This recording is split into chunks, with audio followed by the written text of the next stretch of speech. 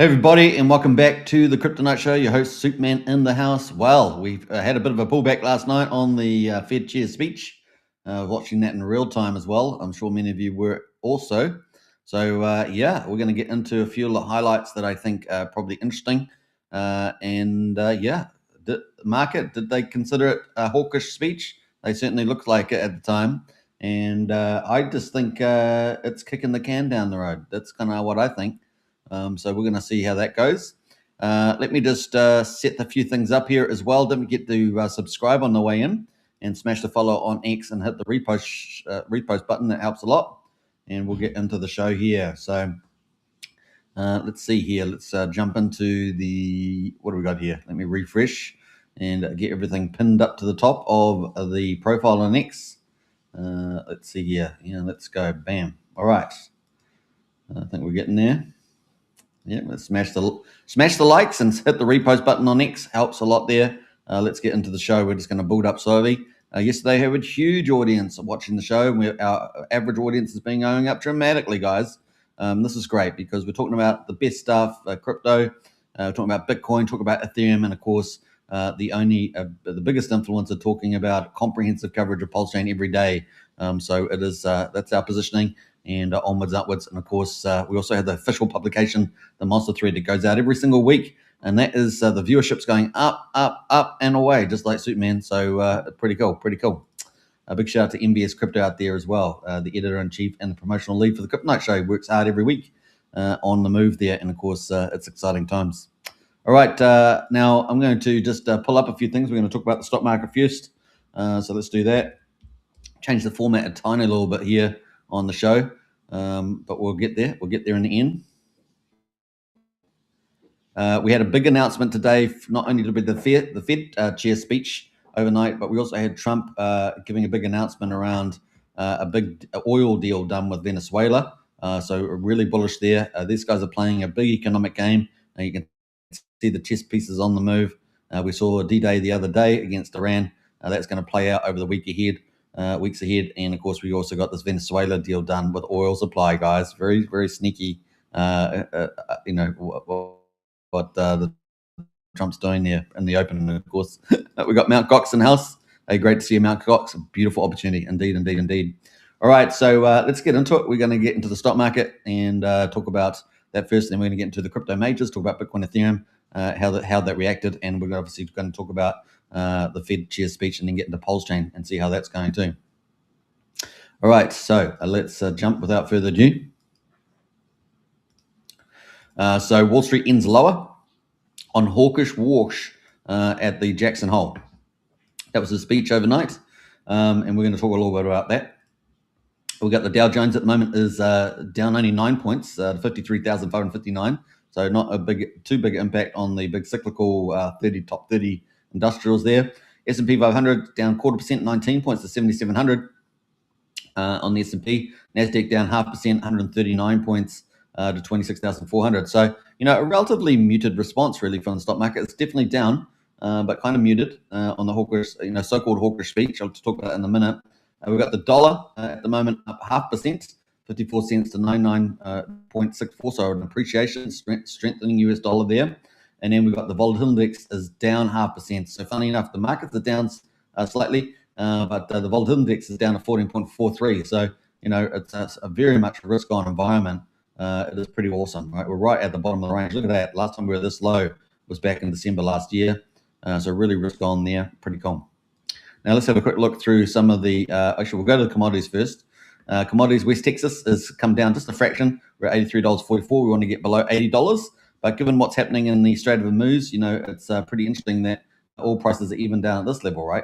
So that's really, really exciting. And of course, now with deals like Venezuela, increase in demand, more distribution, it helps a lot with that global oil logistics, let's say, that 100 million barrels a day.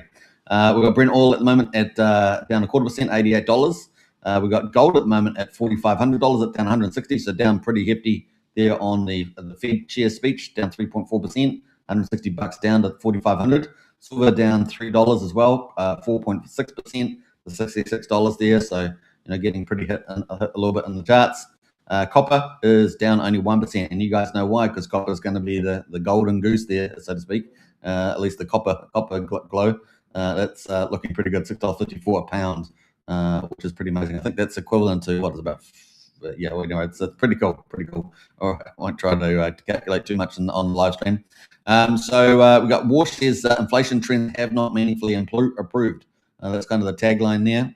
And so, yeah, we shall see how that all goes. I'm not going to go through all these different numbers here.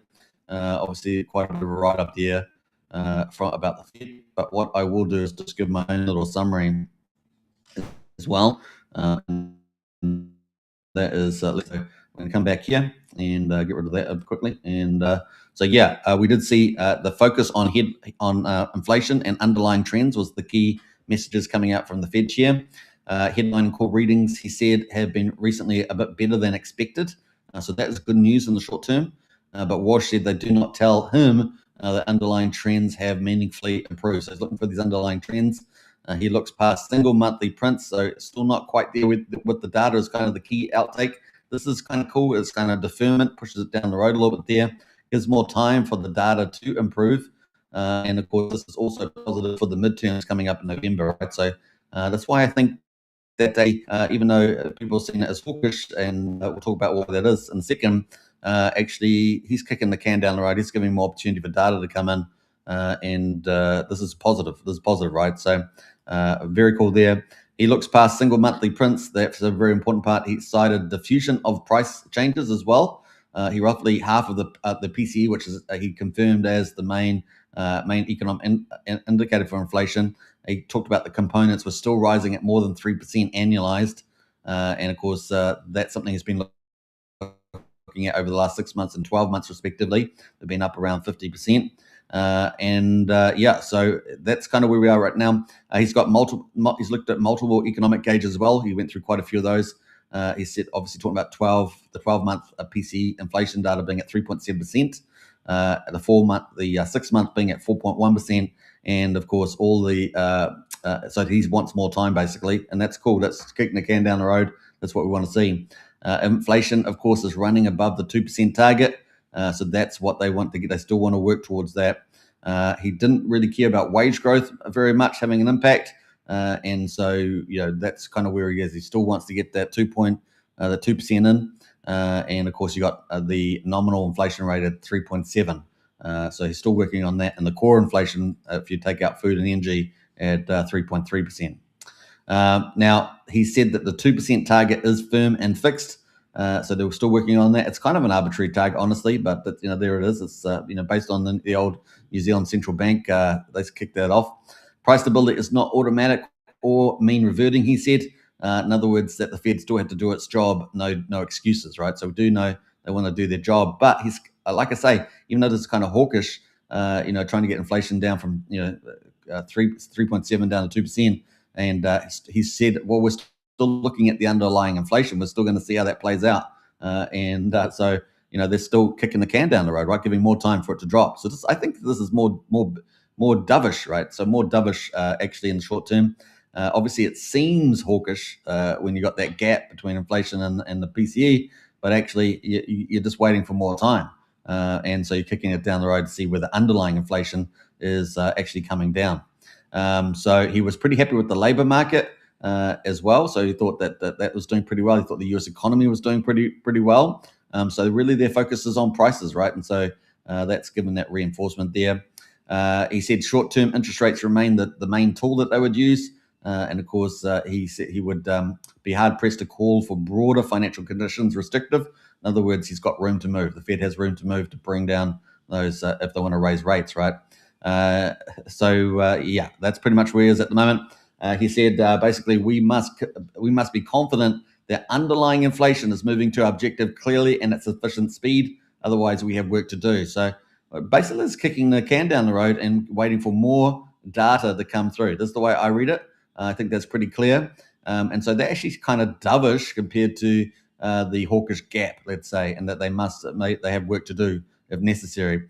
So I see him kicking this down past the midterms in November, and that's very good for Very good, obviously, for the Republicans, very good for Trump, and ultimately good for the US debt that they have to refinance, right, which is pretty expensive. Now, he refused to give forward guidance, so that seems to be his play, or mechanical reaction functions. He's not really doing that. And so policy will be data dependent, meeting by meeting. He wants a quieter Fed that does not invite markets to trade off every hint. So he just want to give forward trades, right? So, like I say, the market's seen this kind of hawkish at the moment, but I think that they, just like last time, they might see it, they saw it hawkish and then they become more dovish. And that's kind of where I think we're still looking at the potentiality for actually lower inflation coming up in future data points, giving more time and midterms there. So that's kind of my position. Let's see how we go. So far, it's been right. We have been, going down from 2 rate rises or 3 rate rises even down to almost 1. So that is kind of the print at the moment. So hopefully that's interesting insight there from me. Let me know your thoughts on that, of course. So yeah. And we've had some modest pullback there in the stock market. Now let's quickly go to the Fed rate monitor and see the impact from the market point of view. I've given my sort of position on that. So we've got 2 weeks and 4 days to go, 16 hours until the next Fed meeting on the 16th September. We now have a switch, right? So yesterday, I think it was yesterday, we had over 60%, maybe 2/3 of the market expecting a no change. Now we have 56% of the market expecting a 25 basis point. But I think that's misreading. I think that's misreading the market, like I just said. So let's see whether I end up being right about that on the goal there, because it seems to me, do they want more data? They're kicking the can down the road. They want to see if underlying inflation is coming down. So we need more prints. And look, I don't see Wash doing it before November, guys.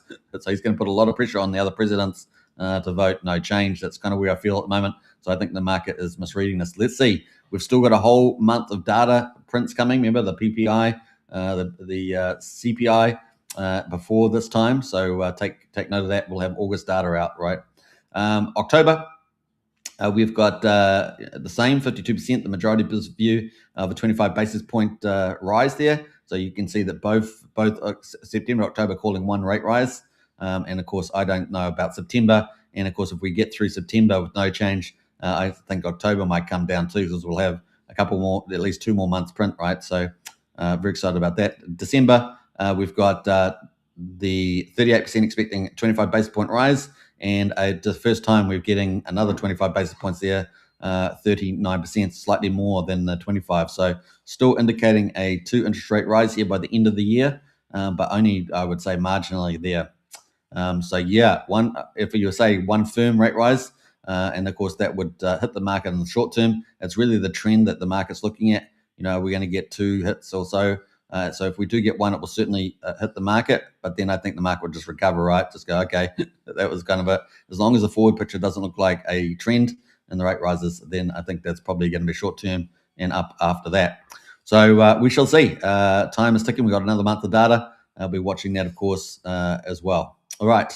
So let's jump away from that. Let's quickly we're going to go back to the stock market there. Next week, of course, we've got a lot of economic data coming through, particularly around manufacturing. That's going to be big. And of course, that's typically strongly correlated with the crypto market. So, and it's been going in our favor for at least 5 or 6 months. All right. So we'll be watching that. Let me bring up the crypto markets as well. Now, when I was watching it real time, I saw the stock market and the crypto markets coming down on this during the speech. It was pretty funny. And then we got a bit of a rebound afterwards. And then we got a big sell-off afterwards, or relative sell-off afterwards. So let me bring up a few charts here, and we'll go for gold. I want to bring up the Bitcoin treasuries, and I want to bring up the ETFs. We've seen a lot of cash flow going through the ETFs, right? ETFs are extremely profitable for the banks, guys. And so, this is all self-fulfilling, right? If it's very profitable, they're going to try to open up those markets even more to make more money, right? So, what they're like, the investment banks like to follow the money. So we'll be watching that. All right. We might do ETFs first as well. I might bring up the power law as well. Always like bring up the power law to see where the forward prices are looking. I think we're looking good there. So let's get into the charts again. We've got Christos in the house. Hey, big shout. Good morning, Superman. Hey, good to see you, Christos. Welcome to the OGs in the house. All right, so let's kick it into gear. Don't forget to repost the show on X Live. helps a lot there. Get more people into the show. We had a huge audience yesterday, and our average audience have been going up and up and up. So definitely get into that, guys. Share the channel around, because I keep it to the numbers. No drama channel, no infotainment. We're just into the numbers, right? We try to keep consistent there, watching the key drivers. So if you love that kind of format, this is the show for you. And we are the only channel doing comprehensive Pulsechain coverage, by the way. If you don't believe me, go watch other channels. They do a great job, but they're doing specifically, just maybe the Richard Cause or something like that. But we do it all. We do it here on the show. All right, so let's have a look at the total market, 2.72 trillion. We're down 2.9% today, obviously hit on that Fed chair speech. Let's look at Bitcoin at the moment. On average, across the exchanges, indexes, we're at 77,817, down 3.2% hit overnight, but it's actually a good little correction. Obviously, we don't want cascade failure and going the opposite way, but it's good to have a little correction. May it also set us up nicely for bull flag, right? Bull flag, we like those. And so, yeah, there we go. And for the week, we're down 0.7% now on that pullback for the week there. Ethereum there at 2,444, up down 2.7%. So not as bad as Bitcoin, notice. Not as bad as Bitcoin, but we are down worse on the week there, 2.9% on the week. BNB at number 4 is $691. That is down 3% right now. But is up 0.6% for the week, and interestingly enough, not far but below 700, so pretty cool. XRP down 4.8%, as you can see. It is at $1.38 at number 5, down 4.9% for the week. So most of the weekly decreases are from the last 24 hours. Solana there at number 7, down 4.8%, but up 10.9%. 10.9%, guys, against everything else. Solana is the one that's standing out, going to the upside there. And we talked about this the other day when we talked about going over $100, right? So that could do a tier to 130, 150 bucks, right? Which is kind of what we're talking about. And even against the Wash speech, is even though it's down 4.8%, is actually still up 11%. It's at $104. So we may see Solana, rip to the upside there. Keep a lookout for that. Obviously, it's been taken down just a tad today, but watch out once it breaks that 100 there. Very exciting. And they had some, didn't they have some tokenomic decisions around the tokenomics overnight as well, I think. I haven't looked at the outcomes of those, but I'm pretty sure they did have some sort of buy and burn or something going on there. Tron at number 8, let me know in the chat if you guys know that, of course. Number 7, Solana there is down, like we talked about that. Tron, sorry, up 0.9% for the 24 hours, down 0.8% for the week at 34 cents. Number 10, Hyperliquid, down 5.3% at $80.34. But I'm pretty sure before the Fed speech that was at a new record high there, as far as I could see. I think it went up to $84 or so, up 6.2% for the week still. And of course, look at this battle between Zcash and Dogecoin. Zcash there down 1.2%, Dogecoin down 4.5%, and that is a battle. They've been switching positions, and Zcash there got a lot of the Bitcoin kind of players in it. That's been pumped big time there. Still up 9.2% for the week there, $805. Dogecoin there down 7% for the week at 8.5 cents. Dogecoin, of course, getting a lot of potential love there from X Money, I think, once it goes crypto. But it's probably a bit further down this year. But keep a lookout for that, because that could be, we get obviously the fiat wallet, the X Money wallet goes full fiat, goes full release. It's at the moment like Premium Plus holders, like only a selection. It gets fully rolled out basically to all the users with a fiat option, and then they add the crypto option. And then obviously Dogecoin there's the Elon Musk, it's the one he likes, right? Could get a lot of love there. So keep a lookout for that. That's something a bit further down the road, but maybe not that far. We'll see. We'll see how quickly. They're certainly taking longer to get that out, but it's coming. It's coming, no doubt, at some stage. So that's obviously not a dead certainty, but we're playing probability there, and that is Dogecoin there. But the battle is on between Zcash, the privacy, and Dogecoin there, and the memeology. All right, memeology plus was it mass adoption through X Money. All right, so that's kind of the play there. Let's look at the top 100. We've got official Trump there at number 1, up 9.1%. We've got Monero up 3.4%. We've got Rain there, or Figueroa up 2.1% there. Rain up 2.1% and Just up 1.3%. Those are the top 5 and the top 100. So pretty muted, except for official Trump meme coin there, sitting at number 90 now in the top 100. Over the last week, we've got official Trump also dominating number 1 spot, up 48.7%. VeChain there up 20.5%. Rain up 17.4%. Pump Fund up 15.7%. And Athena there up 14.7%. So, ETH getting a lot of love there, and some of the big earners as well, like Pump Fund there, getting a lot of love in the chart. But Trump memeology there, standing out there, 48.7%. Interesting enough, Eric Trump, just an interview only a few hours ago. I watched quite a bit of that interview. It wasn't particularly insightful for us. Normally we're trying to see whether he's going to drop some insights because he meets with all the key players, right? So he's feeling very bullish about world liberty flies, as I call it, and of course their stablecoin, number 4 stablecoin, I think it is now USD1, and that's on the up and up, right? So I think that's down here somewhere. I haven't got on the ranking of but it's number 4 on the stablecoins. He's very excited about their growth there. So yeah, that is the total there. Let's look at top 1,000. We've got Lobster up 89%, Aikido up 60%, and Magma Finance up 50%. Those are top movers in the top 1,000 right now. Trending overall is Pons, Ethereum, and Bitcoin. How about that? They are the trending. Everyone's looking at those. That's a pretty interesting sign. That's the beat of the market, right? Looking at Bitcoin and Ethereum, as we just did. We've got Blair in the house. Hi all. Great to see you, Blair. Welcome to the chat as well. So that is the view there. Let's go to look at Bitcoin on the Zoomology here. Zoomology. I'm just putting ology on anything. We've got Bitcoin here. Let's go to that. We're going to look at the chart just to see the reaction there on the chart. Normally I have this pulled up already, but it is what it is. So this is the weekly chart. Let's go to the hourly though, and watch the action as the Fed chair there went on. So yeah, we got the sell-off, didn't we, on the hourly there? Look at that, boom, boom, boom. So it was up at we had this big rally. Look at that well before the Fed, we had that rally to $81,479. Can you believe it? Not far away from our target here, that orange line, right, which is 82,200 or 300 there, and we came, and then the Fed chair speech, seen as hawkish, down it came. We whipped all the way down to 78,400. We're back up at 77,834 right now. So we were watching this very closely. Let's go to the 4-hourly view for Bitcoin. We are just below the 4-hour, 50-hour, 4-hour moving average, which is at 78,100. So we probably want to regain that. So keep a look out for that number. That is 78,100. So it's about just less than 300, or maybe about $300 away from where we are right now on that. And let's go to the daily chart. Daily chart here, you can see we are 50 here, just slowing down a little bit here, but we're at 67,000. The 200 moving daily average is at 69,340, so we're well above that, guys. And so that's very, very cool. And obviously we could get a golden cross once this closes up, but it's still still $2,300, just $2,300 away gap. So it's closing down that gap as well. So that's closing, and that's a golden cross if that happens. So I think the chart's still looking pretty good despite the speech that the Fed had. And like I said, I actually think it's kind of more dovish again, just like the last speech.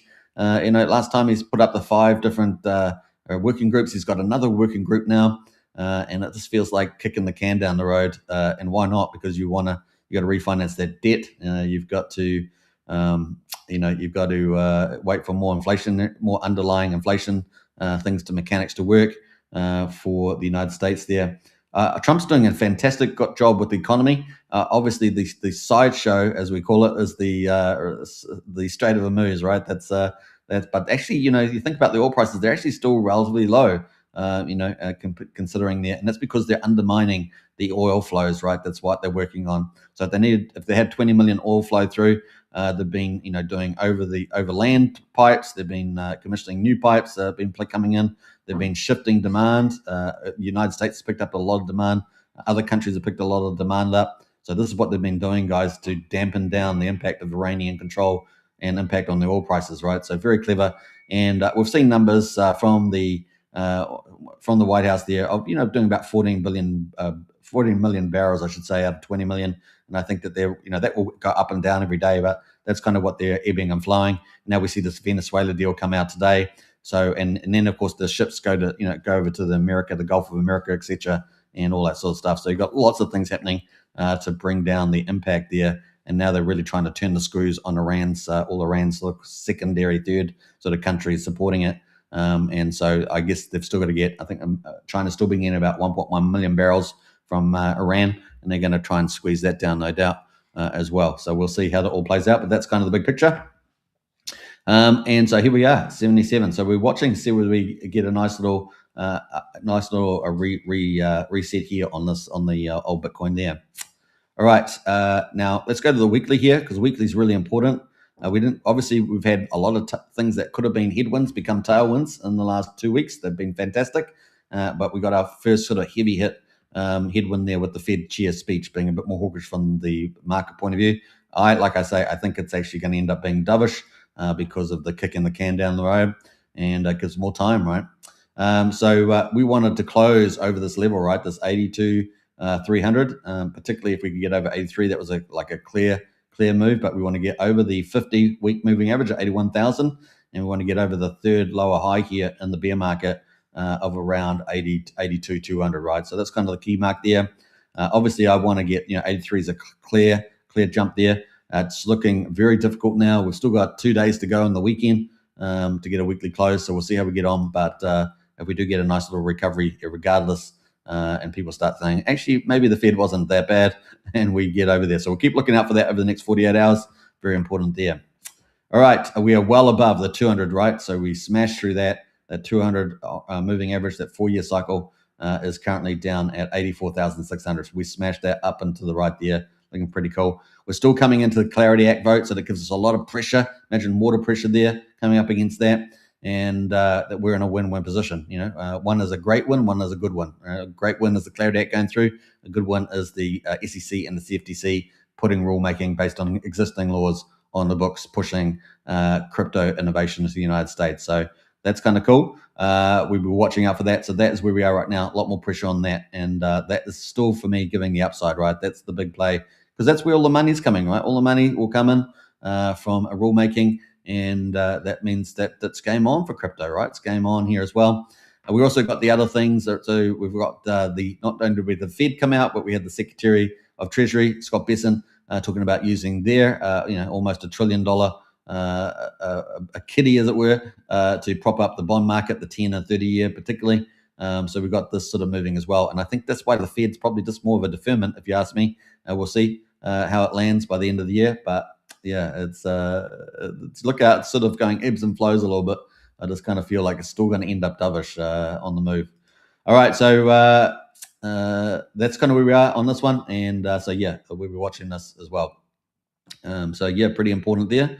There's a lot more we could say, but that's kind of the key stuff. So we're watching. We're at this crossroads. That's our crossroad, right? We want to get over that. That's a big deal. All right, let's jump over. I'm going to move that over because we're going to talk about Ethereum soon. But let's look at the ETF flows. Well, we've been having a great time. Look at this, guys. All this money coming in. Are we on Bitcoin? Maybe I'm not sure. Yeah, Bitcoin. We've got all this money coming in on Bitcoin. Look at this all. These are the amount of Bitcoin just buying every day. Our first negative day was last night, 2010, on the Fed speech there. But, it's all right to have a pullback. But look at that capital flow. 690,000 Bitcoin so far purchased by the ETFs since the 11th of January 2014, which they 2024 when they went live. And of course, we covered it at the time, right? So 690,000 Bitcoin being purchased. That's pretty awesome. And Bitcoin's getting more scarce all the time. Very excited about that. Not as scarce as Ethereum's getting, I don't think, in some ways. We're going to talk about that in a minute. Let's look at the dollars, though. Dollars, you can see the big money. Billions of dollars coming in, right? Billions of dollars. 200, 300, 500, $500 billion. 337. We did have 168 go out last night, but actually pretty positive there with the ETFs. All right, let's jump over to the treasuries as well. Actually, we'll leave this because we'll talk about Ethereum later on. And let's go to the treasuries. We've been watching these, right? It is pretty exciting. Strive has been the star of the show. I think we can all agree. Strive is on the up and up, and it was kind of a no-brainer. All right, so pretty cool. All right, so we've got Strategy at the moment on 840,000 Bitcoin. We got Strive on 21,356. Strive is number 7, but they've had a huge week. Strive has had a huge week. Last week they bought 430 Bitcoin, and plus they bought common stock, raised common stock as well. So they end up with 1,100 Bitcoin. That's jumped them pretty nicely up to 21,356. The next week updates are going to be really fascinating for Strategy, Strive, for Bitmine, maybe even Sharplink to some degree. So really excited about that. And then I think in the future, we're going to be talking about a lot more of these DATs because they're all sort of setting themselves up, and they don't want to be too late to the game, right? So we know Metaplant's been making a few little moves in particular, and some of the smaller ones coming up like H100, Orange JBDC, and many others on the move. So we'll be watching those. But at the moment, Strive there could end up jumping. It will definitely jump this week into number 6 position. And maybe not too far away, it could jump into number 5, guys, against Bitcoin Standard Treasury, for goodness sake, which is supposed to be setting up, right? That's 30,000 Bitcoin in there. So keep a lookout for Strive. Strive is on the ascendancy, right? It is on the ascendancy, and that means it could be a very fast re-rating company. And so far, it's been share price has been going up. So the common stock for that is ASST, that holds the Bitcoin, and you can see it's got green candles here. But next week will be pretty awesome. We're going to go have a look. Let's go have a look at the how the digital credit is going. So you guys know that like maybe 80%, maybe more, maybe even higher, is what pumps the crypto market and the cycles. All right, so we've been looking at that, but also is this new digital credit is going to be a major catalyst within that, right? So we're watching that. Let me just go to digital credit over here. The format's changed, right? So I've just got lost a little bit. But we got Stretch at the moment is the microstatus strategy. This is the preferred stock. Basically, they issue more of it when it's at $100, and they raise that money from the debt markets and then go buy Bitcoin with it, right? So the debt markets are somewhere like 300 to 350 trillion. So it's a big market. Even just getting a fraction of that pumps Bitcoin to the moon, right? Bitcoin still relatively small compared to that. So let's have a look at the action. Obviously, we're still below. So what are we at? $97.63. We're still $2.37 below. Obviously, got hit last night a bit hard. So by the Fed meeting. But look at the beginning of the market. We actually got to a new high here, slowly creeping up. At the beginning of the market on regular hours, we got up to $98.14. So we're only like $1.85 below. So that's the closest we've been. Remember, it got down to something like $74 or something, well below $100. So we're trying to hit that orange line. Obviously, closed down towards the end of the regular trading hours there. All right, so that is pretty much it. So no Bitcoin's been raised from this so far. So let's go to the other one, which is Strive. Strive is the star of the show. And we've got SATA there. SATA offers a higher yield, right? So it's 13%, and it's on a daily basis based on 250 days a year. It's about just under 5.2 cents a day. And of course, strategy closed out yesterday, right? So they're bi-weekly. So they closed out yesterday was the last day, the Friday, and it was, I think, 50 cents a share. So they pay bi-weekly there, which is pretty innovative. But Strive there paying basically every day based on 250 days there. And look at the amount of Bitcoin they raised, 178 last night, even with the Fed, but they did close down. Let's have a look at that. So, they were printing, almost halfway, about 45% of the regular trading hours, they were printing over $100, and they still managed to get pretty good. But then the Fed came in and they wrecked the show. Look, it's way below $100 there, and it ended up finishing at 97. How low did it get, actually? Got down to $99.39, ended up closing or closed down pretty badly, $9.40, and then regular after hours it finished at $99.73. So it's 27 cents below $100. So that's not too bad. It can bounce back quite easily. So we'll watch out for next week. But look, they still managed to raise enough money for 178 Bitcoin purchases. An estimate, probably higher. So let's look at this week. Last week they raised 430 off the SATA, and this week let's see how they're going. So you got 253. Right, so 253. I think we were looking pretty good. Now, this doesn't assume that they issue common stock, right? So when you've got an MNAV over 1, they can raise that, right? So just take note of that. So 253 on Monday. Let's have a look how they go here. And these guys are, this strategy is not even back raising money from the debt market here. 215 on Tuesday. And then on Wednesday, they raised 187. This is estimate, so it could be higher, right? It could be higher. And then on a Thursday, let's see here, Thursday, 432 on Thursday. Imagine what they would have closed in on Friday if it wasn't for the Fed speech, right? Imagine that. It could have been pretty high. And then, of course, we got Friday with the Fed speech, and they raised 178. So 178. So the grand total is 1,265, and it may be slightly higher than that. And then they may issue common stock. So they might end up buying, last week they did 1,100. This week they might do 2,000, 2,500, 3,000. We'll see on that move. Pretty awesome. They had last week was about 5% growth. and look, they could be going to 10% plus growth this week. We'll be watching out. So that is SATA, and as we say, they are rising through the ranks. So let's say they do, I don't know, let's say they do 2,000, something like that. That's going to move them to 23,300. Let's say they do 3,000. That's going to move them to 24,300. They're going to take over bullish spot number 6, and then they're going to be probably maybe a week, maybe 2 weeks away from getting Bitcoin standard at 30,000. So these guys have got great aspirations. Remember, they're professionally run by money market bond managers, and so they know what they're doing there. And they can take out, over the weeks ahead, at this pace, they can take out all of these. I wouldn't be surprised to see Strive eventually double its coins and end up at number 2 spot at this pace at a growing rate like that. So let's see how it goes. But so far, so good.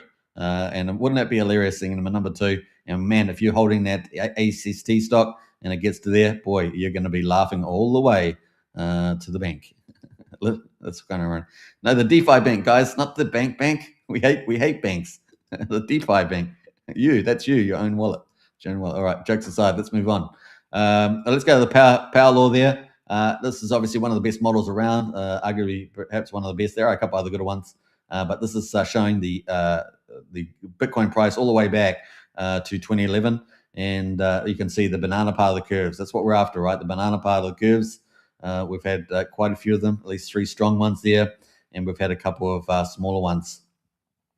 Now, I think this one back here where we had 126,000, let's 126,000 or so. I think that was our not the full rally, right? I kind of feel like it was a little muted, and so therefore I'm thinking we're going to get the banana part of the curve up here in front of us within the next sort of 6 to 24 months, somewhere in there. We're very excited about that. Now, the earliest time we know on the power law is for $1 million is in we'll zoom in, but is in June 2028.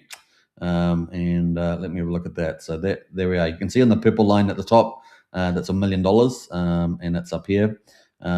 So that's kind of the earliest time. We know a lot of people are calling for $1 million by 2030, 31, 32. Kind of feels pretty popular zone. But on the power law, it's as early as the 1st of June there as well. So it's pretty exciting. The green line, the midpoint, is 200,000 by the end of this year. So if you hear people talking about 200,000, not out of the ballpark, based on the power law there. 230 by the middle of next year. Certainly not out of ballpark there by June, and that seems pretty realistic there, and onwards. So in 2 years' time, approximately, let's just say the end of June in 2028, we've got 318,000. But of course, we've also got $1 million on the upside. So imagine having some sort of a banana curve into that over that next sort of 6 to 24 months. That's the excitement that we could get. So anywhere from power floor, all the way up. So there's pretty exciting stuff there. Potentially up to $1 million on the move. And I wouldn't, we get certain things hitting in the right order around the rule making coming up. We're kind of in a win-win position, and we see all that capital come over. All the participants play. It's game on, right? It's game on. So we could re-rate very, very fast and get some very big fat candles, guys. I know the candle we just had I think it was the historic one, but I think we're going to get bigger candles, and eventually we'll get the $100,000 candle. We'll get that on the move, right?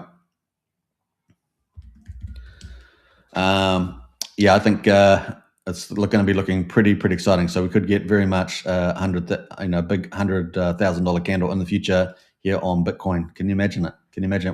We're only at 81,000 now, but in the future, that's definitely plausible. We'll get $100,000 a day. It's kind of the holy candle there, but very excited about that. So I thought we'd move math a little bit there. All right, so let's jump away and let's get into Ethereum. Let me reset things a little bit here. All right, let's jump into. Actually, I just got rid of a few things I wanted. I don't know why I did that.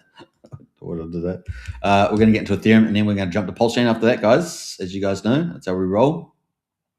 Now, why do we do that? Obviously, it's a natural order, but also because Pulsechain is downstream from Ethereum downstream from Bitcoin, at least for the time being, but that may not always be the case.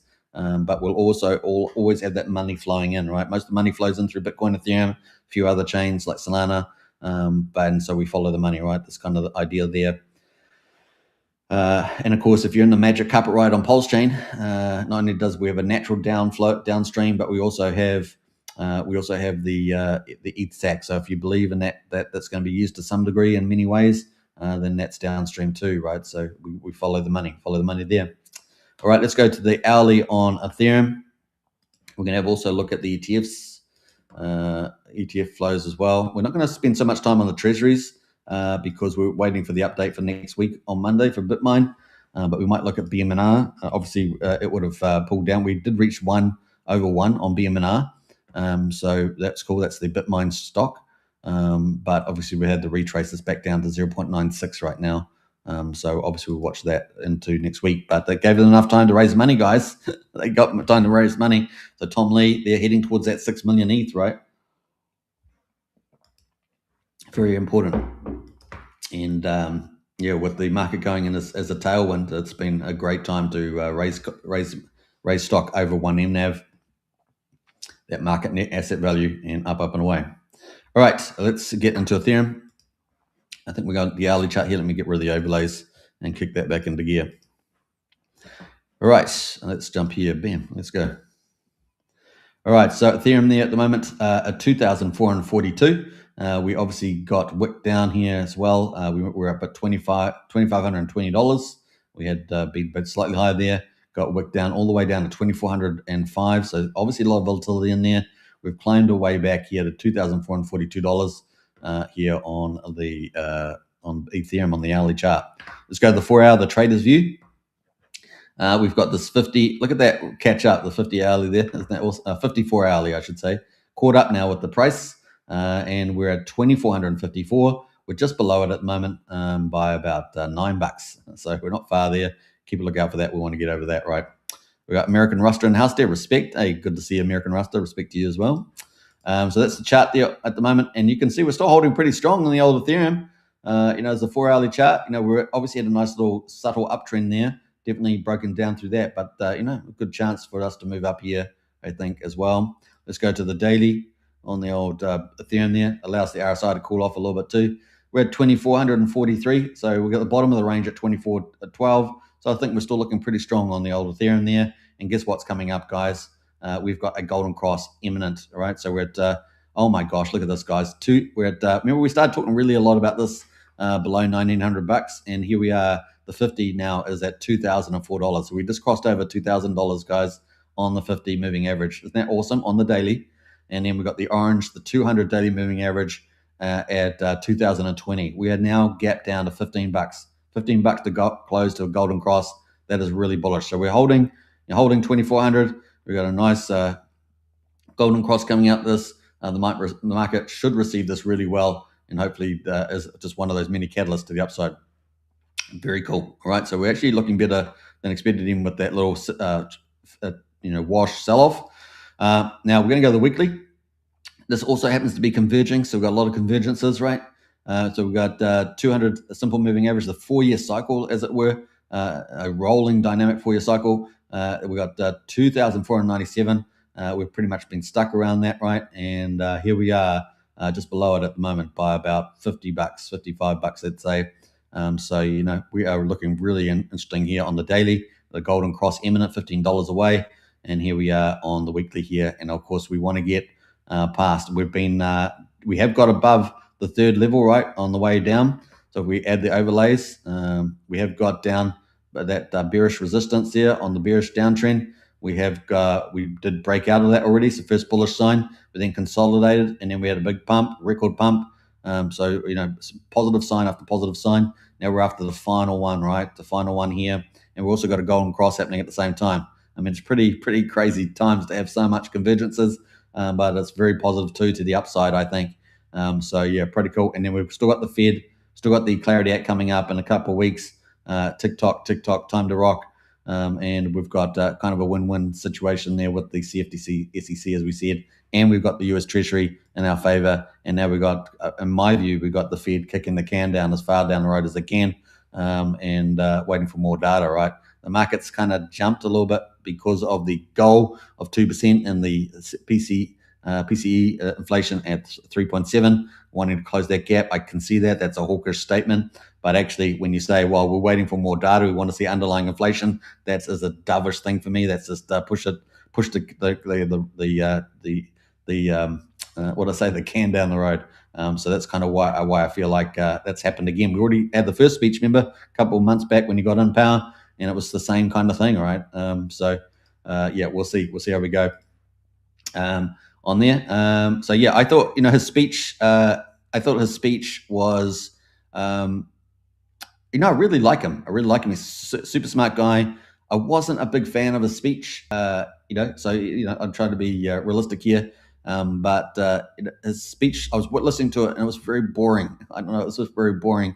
I was hoping that we'd get a bit better from him. But like I say, I think the underlying is that he's kicking the can down the road there, certainly past the midterms. Look, the data may very well play in his favor because, as you guys know, Trump is moving to expand the supply, and that is what you want to do if you're going to have high economic growth. So that's kind of where I feel that's kicking on there. And oil prices are, given what's happening in the Middle East, is relatively muted and may come down pretty fast too, as they're working on. If Iran's not going to come and say, hey, we're going to do a deal, the Americans are basically saying, well, we're going to change all the oil flows, right? And that's what they're doing. That's what they're doing, guys. They're changing the supply demand, the logistics and the oil flows, the new contracts, and putting a lot of pressure on adversaries to do that now with the D-Day. So that's kind of the big picture that's playing out here. All right, so there we go. I've got this final crossroad. We definitely want to get over 2,600. That's kind of the key mark. There's a big gap in sell. There's not a lot of sell volume. But once we do break that, we go to 28 to 3,000. And 3,000's got a lot of sell pressure there. But I think we're going to get to 28 to 3,000. And if we do that, then up and away. So here we've still got 2 more days to close this out green. And then what are we going to see in the weeks ahead? Green. And the Fed chair speech might get left in the dust, right? Get left in the dust so far. We'll see how it plays out. That's kind of my feeling at the moment on Ethereum there. And of course, Ethereum, let's go to the ETH to BTC ratio. It is already telling us quite a bit of a story. The ETH is the chosen one. And as much as we've got to go to Michael Saylor's post because you guys are going to laugh at that. But we've got the ETH ratio at the moment on the weekly at 3.1%.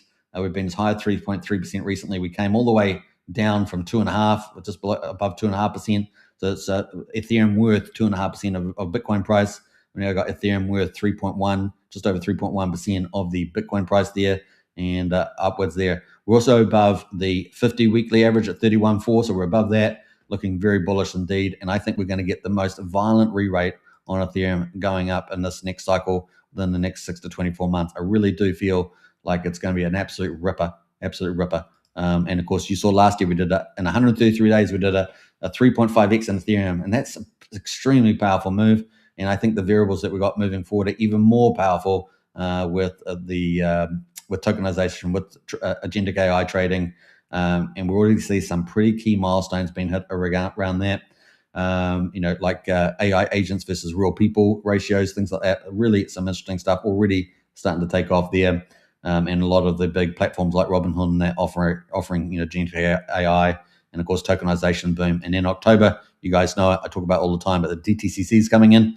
That is the big move, and I won't go through all the numbers for that again for brevity, but we're expecting a major step change there as well. So and that's just after the Clarity Act vote, right? Clarity Act vote, DTCC, and then midterms. That's kind of the rollout at the moment, guys. And of course the rulemaking from the CFTC and SEC. If the Clarity Act doesn't go through. So that's kind of the play. We already got monetary printing as well. So we've got M2 rising, obviously intervention with Treasury. It's all pretty bullish, right? So it's really hard to find. We had that headwind today, but apart from that, could be very short-lived. All right, so we could see this really re-rate. The 200 weekly moving average, the 4-year moving average is at 4.5%. So just getting over that's going to be a really nice re-rate for Ethereum. But like I say, I think we're going to go way beyond that, and I think we're going to go if we go all the way back here to some of these early days here in 2017, we're up at about 17% of Ethereum versus Bitcoin. I think we're going to blow past that, and I do really think that Ethereum is going to be the chosen one. Obviously, Solana and Canton and other chains will do well, but I really think Ethereum there, it's already dominating, right? Already over 50% on most measures there, and I don't see that slowing down, right? We got American Rusto Nasi, excellent technical analysis. I appreciate that. Thank you. There's obviously a lot of stuff you can add over there, but I like to just keep to the major couple, maybe up to 6 indicators there, moving averages, horizontal resistance, those sort of things, and RSI on certain charts. So here we go. That is Ethereum there. Bring it on. Bring it on. Now, obviously, we've had the ETH flows have been gorgeous, right? Absolutely gorgeous, and it's funny using a word like that, but it has been amazing. Right. So far, the ETFs have accumulated 3.5 million Ethereum. Remember, there's 120.3 million Ethereum. They've got 3.5 million, and they've been doing that since the 23rd of July, 2024. And remember, the ETFs are very profitable for the banks, investment banks, and therefore it's all self-fulfilling, right? They want, if it's so profitable, we want to get more clients using it. We want to expand opportunity, bring more cash. And if they can 10, 100x their cash going through, they make all those more fees, right? And then they earn more bonuses and all the rest that you guys know how it plays. And so this is almost, it's just inevitable at this stage. You know, it's kind of like that. They follow the money, guys. They follow the money, right? Thumbs up there from Diamond Hand. And they also don't want to be disintermediated too much, right? From the, especially traditional banks, from the DeFi. But it's gonna, you know, it's gonna happen. The only way it wouldn't happen is if you had, you know, like a Biden in power, an Obama in power, because they're against freedom. They want to control. You know, the big scare there. We already see that happening outside the United States in particular. So, you got to have that freedom, right?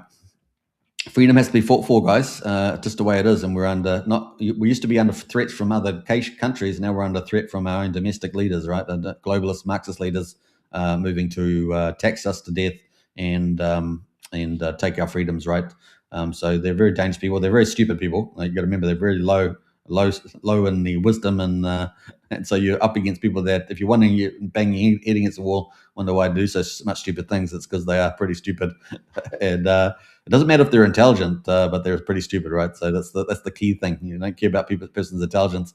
That's really about their wisdom and their goodness, right? So we're getting a bit of the bad of the both there.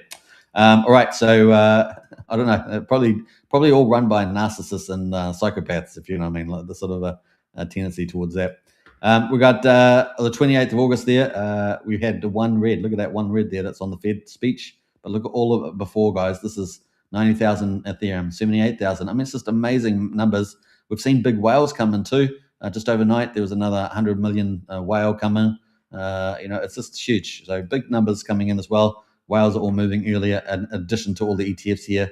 But look at all those buys. I mean, just gorgeous buys there. Big numbers there, 90,000, 78, 74, 72, 97. I mean, they're big numbers. We had a small number, negative 10,000. So it shows you how good that is at the moment for yesterday's close on Friday. And that was mostly from Fidelity there. All right. So that's the ETFs. Now, I just quickly want to talk about Bitmine before we move on to Pulsechain. And that is Bitmine, got the MNAV back to 1. That means they probably issued a lot of common stock, BMNR stock, raised capital that way. Remember, 2 weeks ago, they were down to 78 million. Then they got back up over 300 million and bought 40,000 ETH. So some serious there. And they do over 1 MNAV because, you got to have the market value worth more than the underlying assets that you're holding. So that you're not diluting your shareholders ultimately, right? And so then they raised cash at the same time because they're over 5.8 million ETH. They're heading towards 6 million and 32,000 ideally. So they've got to close that gap. They could partly close that gap just through the staking and the rewards they use, but they also have to pay for their operational costs and for ETH towers, which is pretty expensive. It's my only real criticism of those two things of Tom Lee. The rest of the stuff Tom Lee's doing is generally pretty good. Obviously, he bought quite high ETH last year, but actually, he's been DCAing down on the bear market here that we had since October. And so, it's I think he's done pretty well over time. Now, some of the key things that he set up that people overlook sometimes is that Bitmine is now on the Russell 1000. It's also on the big board, right? So you got thousands of institutions, tens of thousands of investment wealth managers that can invest into Bitmine, and it's the only vehicle really for Ethereum that they really got the chance to do that. And so it's huge, guys. You imagine when we start running on ETH that all that capital can flow through Bitmine. That's how big a deal it is. And so I think people overlook that. But once it starts running, guys, it's going to run. And it just goes through all those different gap levels. And we got pretty close at the moment. So It's going to be really exciting. And not only that, but remember the digital asset treasury, they've got Maven, their staking platform. That's the foundation. They've already got $2 billion of third-party capital in the Maven they're earning as well, so they'll be getting fees from them. But actually, they're going much bigger than that, right? So they're going digital ID, they're going AI through 8Co, the subsidiary there, holding a lot of Sam Altman Wildcoin, all that sort of stuff. So they're going in pretty big with there. They're also going to go mass adoption, right? So we talked about X money for Dogecoin as a potential catalyst, but for Bitmine, and Ethereum as well, it's mass adoption through Mr. Beast. So we're watching out for how that plays out. I'm very excited about that because that could open up even bigger returns. And we saw Tom Lee only 2 days ago talk about the fact that that Bitmine holders could have stellar returns if certain things conditions play out. And I think that's kind of the picture there. Tom Lee is playing the big boys game, and they will accelerate with the issue of MSTR to get to the 6 million. Not much far to go. And so it's very, very close. They could probably close it out whenever they wanted, really, especially on an up market. They've got this big superstructure, as I call it, on top of the digital asset treasury and the payment rails there and the staking. And they could build that out to be an absolute juggernaut, guys, through financial applications. Mr. Beast doing his Leap application there, and we could see something happening in those space. So keep a lookout for all that. It's the stuff that's coming up in the future. It's going to be really the piece of the puzzle. The puzzle's coming together, and I think he wants to be big, man. I think he wants to make this huge, and he wants to be one of the greatest successes of all time. And he's got the baseline to do it based on Ethereum, and of course, moving finance over to the blockchain. Keep a lookout, guys. Keep a lookout for the strategy. I see a lot of commentators out there underappreciating the strategy, just talking about the DAT, going, oh, it's this and that and this and that. But it's actually the superstructure over that foundation of the DAT that we're really going to be looking at. The DAT's going to do spectacular, I think, but the superstructure over top of it, what will that be? What will he do? What financial applications? Who's he helping the institutions come over? What mass adoption comes through Mr. Beast? These are the things that I'm really keen about, and this is glorious, because all that capital will flow through to Ethereum ultimately if it ends up doing what I think it's going to be doing there. Awesome stuff, right? Awesome stuff. All right, so that's kind of where we are on that. That is a sort of a coverage of the ETFs. ETF flows, glorious. I'm going to turn the ETF flows into US dollars just so you see what sort of money coming in. Friday we had 24 million go out, but Thursday we had 225 million come in, 192 million come in on Wednesday, 180 million on Tuesday, 115 million on Monday. Last Friday, we had 184 million. Last Thursday, 219 million. Last Wednesday, 186 million. And Tuesday, 71 million. And Monday, 30 million. So billions are coming in, guys. Can you feel it? And we're just warming up. So very exciting. Very cool. All right, so we're going to finish there. And let's get on to Pulsechain. Pulsechain, value chain, Bitcoin, Ethereum, Pulsechain. Pulsechain kind of leads in price in the last couple of months. Last year didn't get the benefit right in the rotation, got hit pretty hard, but this year lead the way. And of course now we've also got the magic carp ride downstream of Ethereum value, right? Ethereum re-rates, all that stuff turns from 650 million at $37,003 into billions of dollars, right? So we're looking for that. That's the same benefit that it has for Bitmine, for Strategy, Strive, the rest of the DATs as well. So it happens real fast, right? It happens real fast, the re-rates. So pretty crazy times. Like I say, in the future, I'm waiting for that 100K candle to come up. I think that's going to be pretty glorious. That's just something just out there. I'm just putting that out today because I think that's going to be pretty amazing, given that we're at 81, 77, 78,000 at the moment. Remember, 77, 78,000 was our floor price that we talked about. That's kind of where we've gone to with this Warsh speech. And 70, 82, 200, 83,000 is our resistance, which we want to get over, right? Hopefully we get over this week. Maybe we'll have a rebound over the weekend. If not, then we defer to next week, right? That's kind of the play, as long as we hold that 77, 7,800. And then we got that 5-year average there from the last cycle at 71,000. That's kind of the key line there. We break 71, we're in trouble on the Bitcoin chart. So just being frank about that. It's the bulls over the bears, right? All right, so let's jump into Pulsechain. We're going to probably bring up Pulsechain stats, Pulsechain stats, and then we're going to go to Pulsechain deck screener. We'll have a pull up Pulsechain as well. That's kind of our basic setup here. and see how Pulsechain's got on this this pullback in the charts. All right, just bring up Wrap Pulse. Now we're waiting for a number of projects, key projects to launch, particularly Liberty Swap, and of course we also got First Vault coming out from Triple Dad. So we're waiting for those. Triple Dad's one, I think, probably going to be next week. They're doing final testing this week, I believe. But Liberty Swap's been doing a lot of bridges, opening up the capital flows. That's what you want first. Got to do it in the right order, and then launch all the DeFis after you've opened up all those capital bridges, right? So that's kind of the play at the moment, and we'll get into that too. We got Monster Thread number 69 coming out on Monday, guys. Can you believe it? 69 weeks. Wow, I just love it. So good. And up and on the up and up in there. Let me get rid of some of the overlays there. We've got to go to the hourly on Pulsechain, and I think we're almost there, guys. All right, so let's kick it into Pulsechain, and let me know your thoughts in the chat there as well. Now we've got a great audience watching here at the moment. We're an hour on the live. If you are new to the channel, don't forget to subscribe on YouTube. If you're on X, of course, smash the follow button. And if you're on X, also smash the repost button. Let's get this audience up and up and up and away. We've been growing pretty dramatically on the channel, so really appreciate the support there. We are the largest Pulsechain influencer doing daily shows and comprehensive coverage of Pulsechain. And obviously, of course, we look at everything else because you can't be ignorant of all the other markets. That's why we pull those in and do the order that we do. We follow the value chain down to Pulsechain, right? That's kind of the idea. And so, yeah, very, very cool. Of course, Pulsechain is a full system state fork of Ethereum on the 10th of May, 2023. So if you had assets over on Ethereum, you would have got them copied over to Pulsechain. There are probably quite a lot of wallets out there that have got copies and don't even realize it. So this is the way it goes. And we'll probably see a few of those pop up here and there. Go, wow, I just come to Pulsechain and just realized I got this copied stuff and they're worth some money, right? So you get a bit of that going on. Even after 1,200 and 4 days since Pulsechain launched on the 30th of May, 2023. So this is the results at the moment. Pulsechain down 8.76% after a huge run up, and obviously a pullback there on the wash speech. We're at 4.0's 1,214. We got Pulsex at the moment at 4.0's 1,100. We're just below the Pulse at the moment. We got Hex, that's down 8.45%. Hex is down 11.5% at 3,400 with Penny, still holding pretty strong, even with the down day there. ProofX, which has been kind of the shining light in the last couple of days, is down 7.5% at 3.0's 11.6.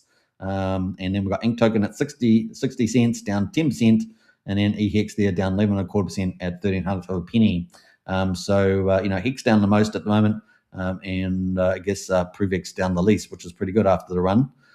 Let's go look at some of that. We look at three global metrics and sort of look at it. How expensive is it to do business on Pulsechain? And of course, we expect this to get more expensive as Pulsechain gets busier and more value. We're at the moment 920,000 beats. So we've seen this elevated the last couple of days, haven't we? Like normally we expect like maybe 300,000-400,000 beats on a sort of a low day. That will change, so we'll change the average over time. But we're almost, this day we did 1 million beats. Now we're at 920 at the time of streaming. It's 138 Pulse or 1,700 to a penny for a Pulsex swap at the moment. So that gives you an idea of how much it costs. The second one we look at is the validators who are confirming our blockchains and our transactions and getting paid for it at about 9% plus yield. Let's have a look at these. We've got 47,350. So we're up another big jump there. Let's have a look on our chart. We'll go to the 30 days. So yesterday we're at 47,300. Today we're at 47,350. So what's that? 44 new validators come online there, and we're heading back towards 50,000. So that'd be cool. Slowly and surely we'll get there. I think we got down to a low about 42,000 or something, 43. I mean, we can check on our charts, but that's kind of the idea. Now, number 3 is, of course, the bridge. How much capital is flowing over the bridge? So typically, if there's good bridge flows, that's going into buying assets, right? So obviously, we've had a couple of negative days. We had a bridge issue and a bridge update. We've had a bit of money leave on at least 2 days. Well, today we're sitting at just below 63 mil. Our bottom was 47. So we're still up about 15, 16 mil from the bottom there about 40 days ago. Looking at the daily there, we've got $464,000 in, 266,000 out. So we actually got a net of 200,000. That's not too bad with a little pullback in the charts overnight. So that's kind of cool. Yesterday, of course, we were negative quite a bit. I'm trying to remember what it was. Was it 600, something like that? I'd have to go back and watch the show. But we had a negative day yesterday. We had a positive day before that, and I think a negative day before that. But otherwise, we've been doing pretty well And as you can see, we're still got a 30-day change in TVL for the bridge at 22.68%. So yeah, we've got quite a bit of DAI coming in, wrapped ETH, USDC, and DAI as well. So we've got 2 DAIs there. I don't know whether that's supposed to be another DAI. I'm not sure what that is, but we've got USD Tether, USDC coming in as well. But we netted out 200K, so it's a good day. We'll take that. Let's jump over to Pulsechain. This Pulsechain chart on the hourly. You can see we've bounced off 4 zeros, 11.59. Had quite the sell-off there overnight. I guess it was around here. And we know we went down quite a bit from just below 1300 of a penny, which is what, around here. And we've gone down there. So what we're up to, I guess we're up here. 13.39. Went all the way down to 11.58. Now we're back at 12.16. So it has 4 zeros on it. I'm just ignoring the zeros. It's just easy to talk about, right? Too many zeros to talk about. 4 zeros there. And we are going to march back, guys. Do you want to hear the good news? We're going to march back to 3 zeros. We can do it, guys. We can do it. All right. We've got plenty of room on the RSI on the monthly. We can do it. Just bide your time. Be patient. Be patient there. People probably watching going, no, we cannot do that. It's impossible. Well, we bounced off the bottom at 5 zeros, 5,400. We're now at 4 zeros, 1,216. So, believe that's the way it goes. Coming off really thin liquidity still. And so, yeah, game on there. Now, let's look at the 4 hour. It's kind of the trading view. Let's look at that. So, trading view there. We got the 200 support there on the 4 hour at 10.87. So, we don't even have 5 zeros in view on the 4 hour.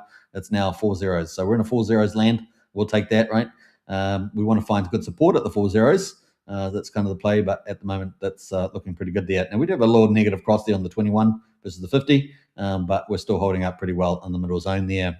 Let's look at the RSI. How much room more to move? Well, we've cooled off nicely, guys. So, a bit of sell-off, as long as we hold support ranges for Bitcoin, we're still doing pretty well there. And, 31.79, and we're up at 38 on the RSI. So plenty of room for a rally. The stochastic's also turning up. We're only at 25. Plenty of room for the rally. 4 hour trading view gives us good support for the rally there. And we've got a 200 4 hour moving average at 10.85. Remember, 4 zeros, 10.85. We're just moving the zeros, just for those that are not familiar with that sort of use. Now let's go to the daily. This is the key line, right? We're above the 21 daily moving average. Very important TA number there, and we want to hold that, right? We want to hold that. It's a very powerful bounce there. Interestingly enough, it was not far from our first sort of mini baby gold mode candle wick, and here we are now. Now we have the 50 at 10,006. So like I say, the 4 hour looking good at this 4 zeros 1,000, and then we've got the 200 day moving average at 1041. So we've got 3 levels there on the daily and the weekly. The 4 hour and the weekly. 4 hour and the daily supporting our 4 zeros 1,000. So very good, I think, support there as well. And moving average won't hold you there, but it's just very good guidance there. And the market's watching that for the strength. 21 week a daily moving average, very powerful metric, and we're above that still. We wicked down a bit, closed above it, and here we are. We've gone down and touched it again. And we're still above it here on the moment. So really important for us to hold 4 zeros, 11.92 to the upside there. So this is kind of the key. We got sort of rejected back here on a couple of days ago on the 22nd. We got up to 4 zeros, 15.47. Very powerful line on the weekly. We'll see that in a minute, but that is the case there. Let's look at the RSI for the room. We have come back down. So we're not elevated at all. We're 54.87, coming back sort of the midpoint. Look at the stochastics. Down at 1.18. So we're looking great on the 4 hour, great on the daily for Pulsechain. And sometimes it's cool to have a cool off after we had such a massive rally, right? So kind of cool there. Obviously, we have to look at the majors. Are they holding support? But Pulsechain certainly looking very good. Now, weekly, let's go to the weekly candles. We've got this rejection, remember, at this 50 moving average at 15.24. We kind of touched it twice and 2 weeks in a row. We've come back down, cooled off, right? Because look at the candles there. We had 1, 2, 3, 4, 5, 6 green weeks, and we had to have a bit of a cool off there for the RSI. It was pretty hot. Now we got the 21 weekly moving average at 5 zeros 9469. Not quite out of the 5 zero on the weekly, but we're getting closer and closer all the time. So yeah, pretty cool. And you saw on the 4 hour, the daily, we've got lots of indicators around the 4 zeros 1,000 now, just increasing our chances for the upside. We've got nice room in the RSIs on the 4 hour and daily, so looking pretty good there. So we're getting there, guys, getting there.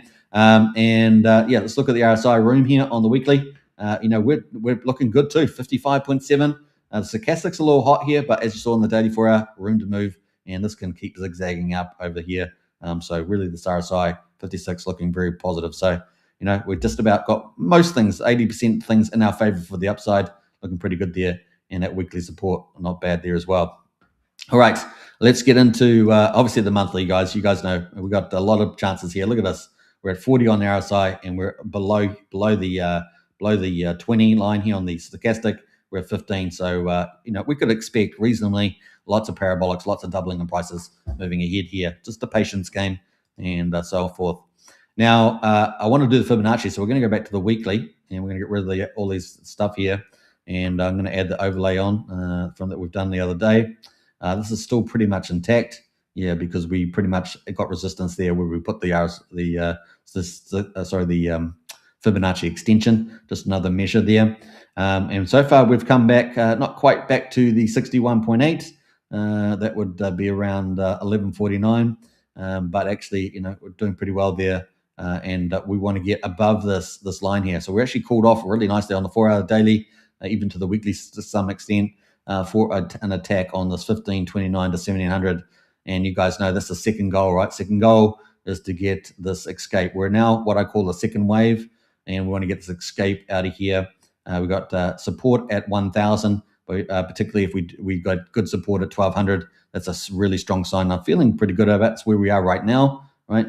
That we can go up to the upside. This last part of the blue line is the escape velocity, and this would essentially jump us on into the mega uptrend rather than this mega downtrend we've had for the most part of Pulsechain's history, right?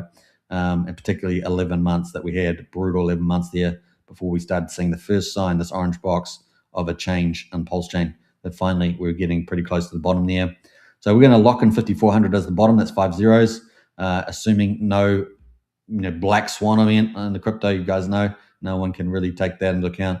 So assuming sort of normal positivity, which we've generally seen a lot of things as tailwinds rather than headwinds, that we can go on the up and up here. So that's kind of the play at 1200. So Pulsechain looking pretty healthy, and we can get escape velocity, game on, second wave, and of course once we're above 1700 for good, I think we're on that lane, right? So once we're that becomes support at 1700, I think we're on to the races, guys, and bring on some of these big numbers. All right, so that's kind of the Pulsechain. Let's look at the overall markets. We're at 9.7 million, so still pretty good, right? I'm pretty happy with that. Hope you guys are too. 9.7. Remember, we were doing 2.5, 3.5 million during the bear market. With some days, on occasions, we were doing $1 million. So that's pretty scary stuff. 2.5 to 3.5 million sort of was fine. We tracked along there. But now we've been moving up to 6 to 8 million, to 10 million, to 12 million. These are sort of ranges we've been in on this rally. So over the last 2 months. Let's look at the top movers here. 9.7 million. Pulsex V2 is doing 8.2 million. 9mm V3 is doing 68K. Really nice results there for the 9mm. They've got to be pretty happy with that. SwitchX, our V4, is doing 391K. Liberty Swap V3 is doing 200K. A little bit soft on the Liberty Swap numbers, but we'll give them a bit of time to get a lot of things launching in there. And then 9-inch, a bit deprecated, but that's still doing 65. I don't know where it all is, but apparently that's what it's saying here. Uniswap, 17K, and our new V3 there is 2,300. That's really just half of what it was. I don't know, they've got a bit of work to do there for the old investor. Remember, I think they peaked out like 60K on a day. That's kind of key. So we've got 4 main dexes, right? Pulsex, 9mm, SwitchX, Pulsewap, and a few wild cards, even Uniswap in the mix there. Now, Uniswap, of course, the kingpin. And a lot of people may not remember, but Richard Hart and the Hex community made Uniswap popular when it first launched. And then, of course, Uniswap has knifed us in the back where we got the SEC. Put that knife in. We're real DeFi. We're going to kill the DeFi chain. We're real DeFi. We're going to kill the DeFi chain. You guys made us popular, but we're going to kill you anyway. And it's like, what the hell? What sort of friend is that? What sort of friend is that? Anyway, we had a bit of that going on. But anyway, let's get into Liberty Swap. Have a look at the volumes. Well, the top volumes. Well, obviously, wrapped USDC from Ethereum. Peacock, Richard Hart Cause. And then, of course, PDI there, kind of the key volumes. SwitchX mostly, which SwitchX is really starting to perform, isn't it? Just creeping up on people, guys, from Brandon. And I've got the Richard Cause in there, Wrapped ETH as well, and some Switch there on the main stuff. 9mm is most of the volume there is Richard Cause, Wrapped Bitcoin, making a bit of a play there as well. And then finally, Pulsechain is currently most of the volume is through Richard Cause. And what else we got down here? A few other randoms: Zelda, Tiger, Crypto Dog, a few others down there. A bit of a Tropa, Maria, and a bit of Peacock there too. So those are where the most volumes are. Let's go in there, and of course PDI. We talked about that to me. Top performers in the top 100. Well, we haven't got that many green guys. We've only got 8 out of 100 of the pairs are green on the deck screen of trending. Remember, none of this is financial advice. You must do your own due diligence. Well, we've got here Zelda being launched over 9 months ago. That is currently up 70% almost. 55K volume on 17K liquidity, so pretty big market maker moving there. And up and away there on that chart. So looking pretty good on the weekly. Let's look at the daily quickly since it's up on today. So, a bit of volume coming in there. It's a kind of random volume coming in recently. Kind of king pig there. We've seen that with with Crypto Tiger God stuff. So that is on the up in there. So we'll look at the candle. Obviously, let's see here. So we'll go from the bottom. Why not? We only had a bit of volume come in here and there, though. Take note of that. But off the bottom, it's currently up 6,000%. So what's that? 61x, I think that is. So not bad there if you've been in that. Obviously, volumes are variable. SolidX from Firewhale up at 52 cents right now, up 34%. So big power move there. Let's have a look at that. So yeah, look, got sold off, of course. It's been on a rough ride with the first of the games, but apparently he's back up there a little bit. And what's that up? 333% in 77 days. Bit of a comeback there on the US dollar price. All right, let's jump away from that. That's number 2 and 3. Stake Teeth, number 4. One of our fork peers, up 12% at the moment. Let's have a quick look at that. And let's go to the weekly too. So up 11% today. You can see in the candle there. This is the weekly chart, been around for a long time. Look at that violence in that chart, man. Imagine trying to hold on to this thing, right? Up. Oh, yeah, super rich. Oh, wrecked. Rich again, rich again, wrecked. A pretty crazy chart, but it's got a kind of an uptrend. It's kind of, we'll see. You could put there some sort of wedge or something, but we'll see where that ends up. Top Hat from Crypto Coffee, arguably our largest influencer by all metrics, and that's just sitting around. He doesn't do too much promoting it, but maybe one day he will. Anyway, Top Hat there at the moment, up 3.6% on the move, been around for over 11 months, sitting at 6,700. So let's look at that versus Peacock. We're going to look at it's up 3.6% today, and this is on 9mm, isn't it? So it gives me a funny chart, but that's on the up and up. Ink Dollar sitting at $1.02 from Fast Abdul, up 6%. So stablecoin liquidity fork there is on the up and up. That's our 4th liquidity fork that we had. He's launched a 5th one since then. And of course, Vault 369. ProofX there. Oh, these are with the scam tokens, NanoX and Mule. I would ignore those, but ProofX there. Just ignore those peers.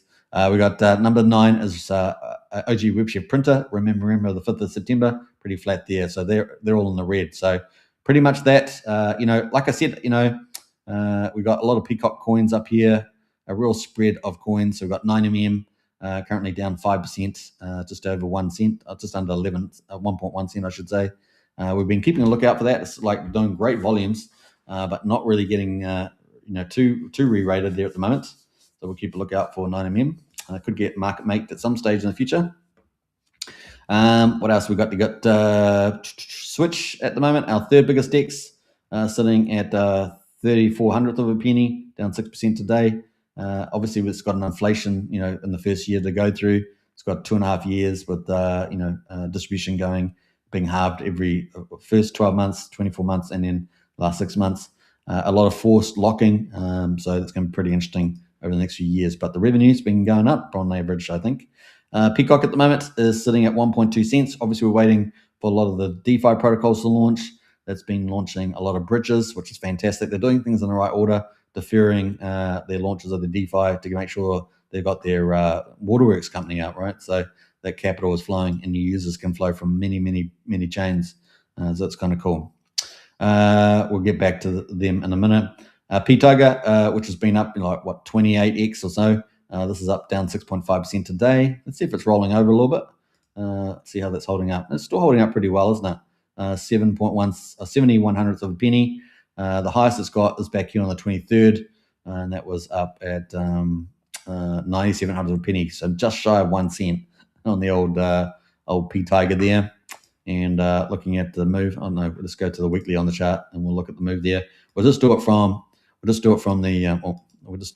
pump here. Oh, I'm going to try that again. Just do it from the pump here where the volume really started coming in. They're still up 979%, so 21x. They have been slightly higher there. Maybe a 27x there in 21 days, so pretty good there, and the chart's holding up. All right, I didn't talk about the ownership distribution, just take note of that. So do your own due diligence, nothing's financial advice.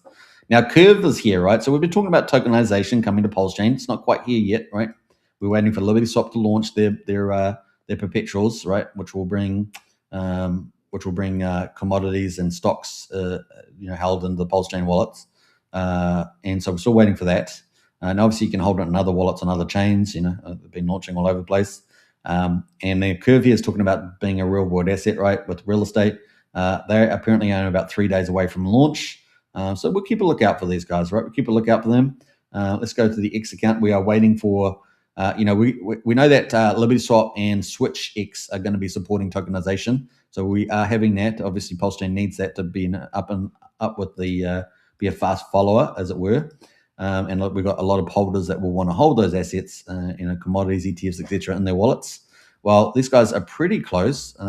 They said that they're only a couple of days away, I think. So let's quickly look here. You guys now have been sort of like cautiously optimistic that these guys are going to do that. It's not as simple as things when you're doing real estate. It is still, an emerging category. They put a lot of other stuff out here. I don't know why they put all this other stuff, but apparently it's about 3 days away. So we'll keep a lookout for that on the old charts and see how that goes. All right, so we got a few others down here. Prevex, of course, which has been a rising star over the last couple of days. It's come down 8.25%. Let's have a look at this chart. Obviously, we had the Fed chair.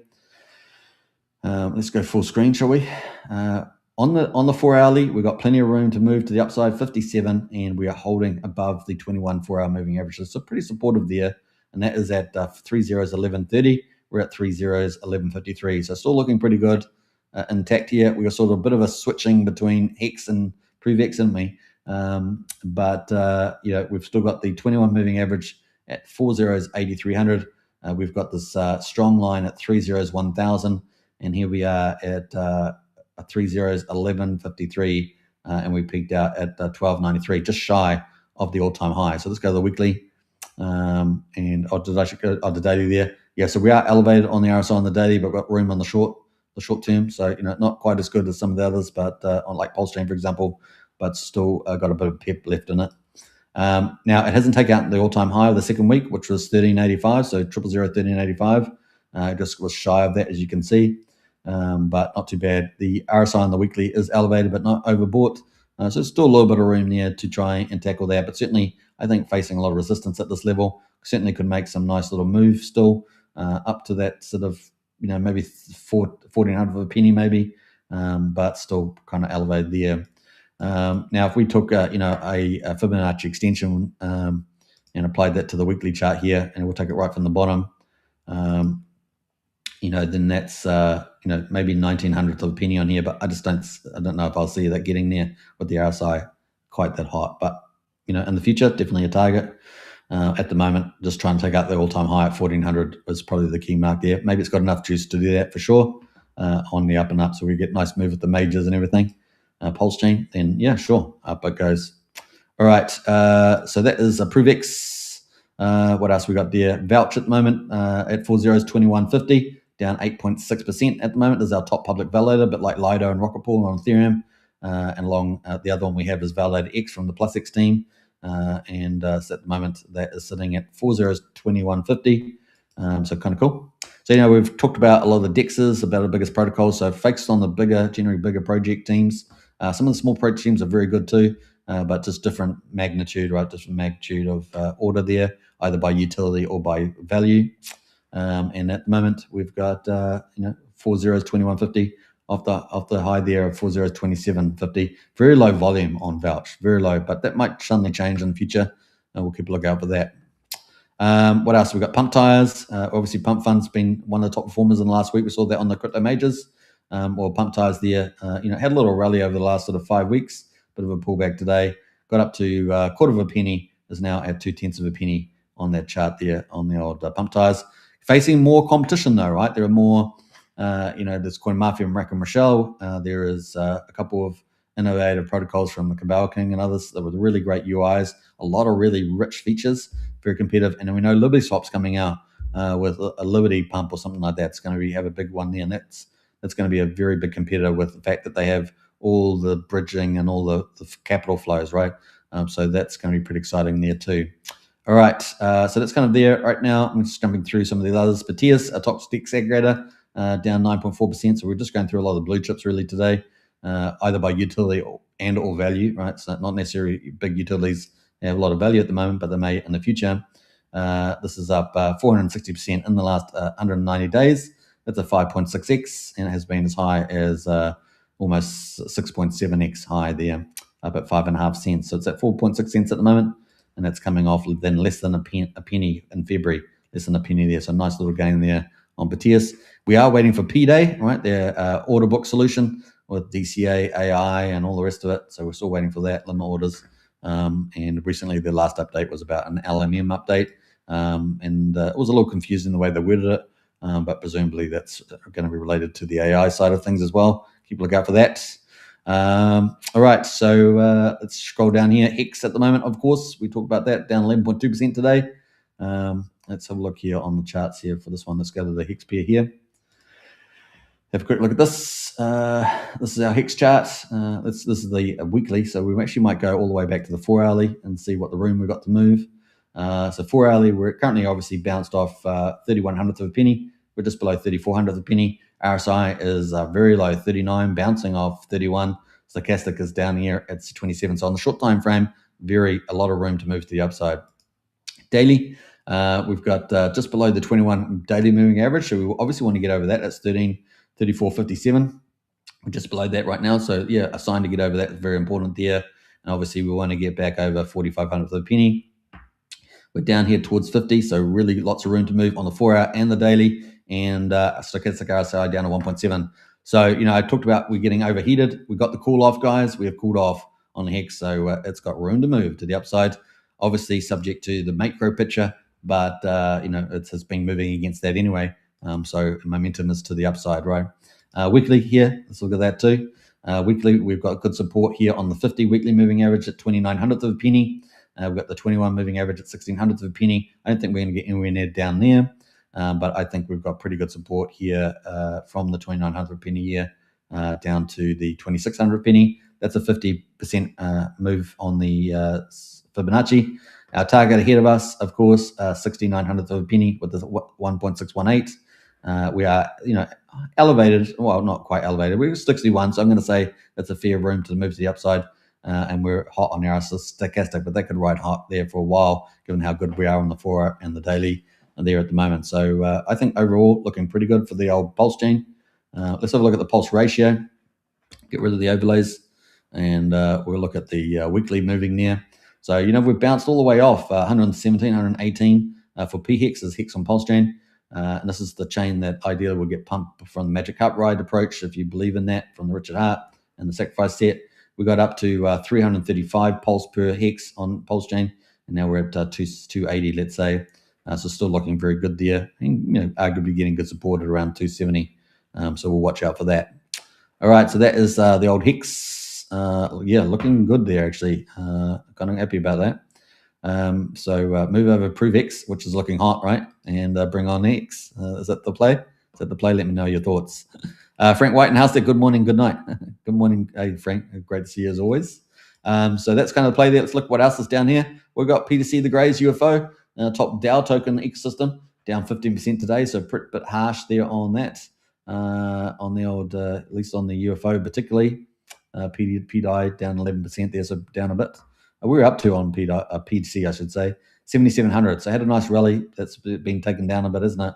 I'm just trying to look for the bigger peer. Obviously got good Hex peers there. Very smart move there.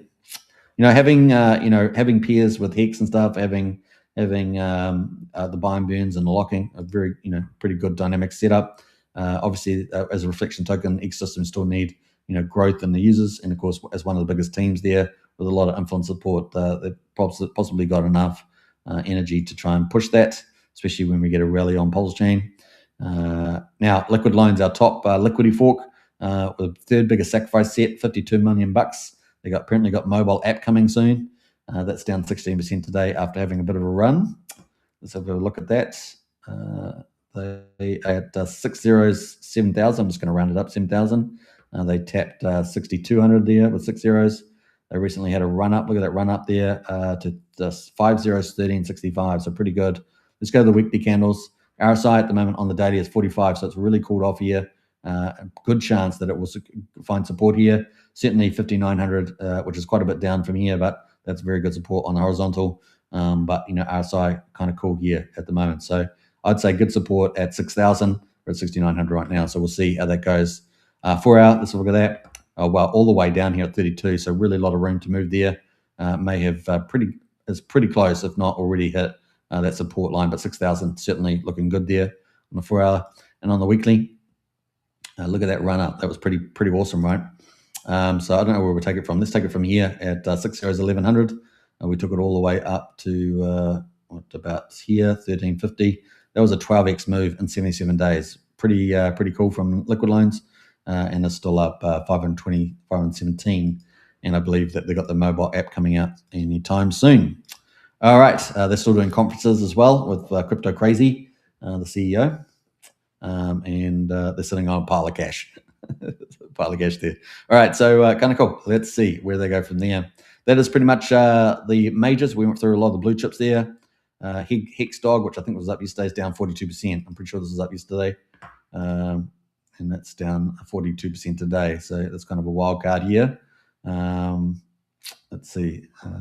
Let's quickly do this one. We're just going to cover this. Not financial advice, of course. But in 45 days was up 45,000%. So it went from 6 zeros, 5,700 to 3 zeros, 66, 2,600. That's a 45,000% move. So huge on the movement there. And yeah, so massive. So 45 days, pretty big there, has come down from that. And so look at that. Is still up, 1,200 and 12,600%. So still up there at the moment. We'll see where it goes. I haven't got an RSI on or anything, but that is just an interesting one to finish the top 100 off. So yeah, not many in the red there. Let's have a look at Pulsechain again. I just can't remember the pullback on that. But let's quickly look where Pulsechain is. So Pulsechain's down 8.6%. So anything doing better than negative 8.6% is doing better than Pulse, which seems to be quite a bit actually. So 50% of the peers trending at the moment are doing better than Pulse today on the down day. And we saw actually, having a bit of a cool off on the charts, very good for the RSI. Pulsechain looking particularly good. Hex looking very good. Prevex a little bit hot. A bit of room to move maybe on the 4 hour. But certainly Hex and Pulse looking much safer bets there at the moment. Interesting enough. So we'll be watching out for that, right? So let's jump over to the news finally, how we're doing for time. An hour and 33 minutes. We've got a really big crowd watching today, so big shout out there. If you guys haven't followed on YouTube, smash the subscribe. It's free to do. If you guys haven't smashed the follow on X, do that now. It's free also. And repost the show with those double arrows at the bottom there. Don't forget to smash the likes, but repost the show and share it out more and more and more. The Crypto Night Show, the largest Pulsechain influencer doing daily shows, and most importantly, comprehensive coverage of Pulsechain, including the crypto markets. We don't miss a beat here, and hope you guys enjoy it. Also, the Monster Thread, the weekly news publication, hitting around 50,000 plus people now per week. Of course, is the official publication of the Crypto Night Show and going out as well. So, really tied into the old Pulsechain and have been almost for 7 years. So with Hex and Pulsechain, so a lot of cool stuff going there. Big shout out to MVS Crypto, of course, our editor-in-chief of the Monster Thread. Also, the promotional lead for the Crypto Night Show. If you're a developer team or out there, you want to get some promotional awareness, and then hit them up in the first case, or myself. So onwards and upwards there as well. We do help out a lot of the teams on the chain to get visible, to get awareness. It's one thing launching projects, and you can have the best tokenomics in the world, but if you're not getting awareness out there, it can be very difficult there. All right. So yeah, we're helping a lot there, and we love it. We love the community, and it's a pleasure to do it. All right. So let's see where we're going here at the moment. We're going to go back to LibertySwap, pull up the news, and see what these guys are up to. Like I say, I'm not expecting VersaVault, our 6th liquidity fork from Triple Dad, to launch until next week, probably. I'll keep you updated to that as soon as I find out. And I really will try and get Triple Dad on the show. If you've seen the Monster Thread, Triple Dad has got VersaVault in the Monster Thread every week, and so you can learn a lot about it. Now, I really suggest check that out if you want to find out VersaVault, the number 6 liquidity fork. It's got a few little tweaks out there. It's kind of cool. So, and I've also, if you go to X, they've got some updated promotional stuff around that about why it's so good there. So check that out. All right, let's go to LibertySwap. It is the Kraken project right now. Sitting at #1 blue chip developer. They are obviously launched the ZKX wallet. It's on the up and up, again, gaining a lot of new users. They are really making it a frontier wallet. What I mean by that, they mean, in other words, having the best of everything in it, also pushing the boundaries of what's possible in a DeFi. So making it, and one of the key things, making it really easy, guys, really easy. And of course, they follow crops as well, just like Ethereum and Vitalik follow crops there to make it the best in breed there. So really, really powerful team. Obviously, they have to reorder their roadmap, make sure they got everything in the right list. It's just a refining process. But yeah, pretty exciting there. Now, obviously, what they've been launching, but we haven't seen the big DeFi. We're expecting 5 or 6 big DeFi projects to launch. They've already got four of them operating at the moment. We're also expecting a 10x buy and burn. They've basically turned off their buy and burn at the moment, and the chart's still holding up pretty well, if you think about it, compared to that. It's almost, I joke around, but I say it's almost like a stablecoin. Well, they're joking about stablecoins, aren't they? They joke around 300,000 Bitcoin. They joke around pegging, all that sort of stuff. Anyway, so at the moment, they've got $18,139 worth of firepower, and that's equivalent to 1.38 billion, over 1.38 billion pulse at the moment. And they're just accumulating that for, I guess, when they're getting ready for this 10x buy and burn. They're also probably waiting for, they're getting rolling out all their bridges now. At the moment, we've been seeing that. They added another 4 bridges to other chains.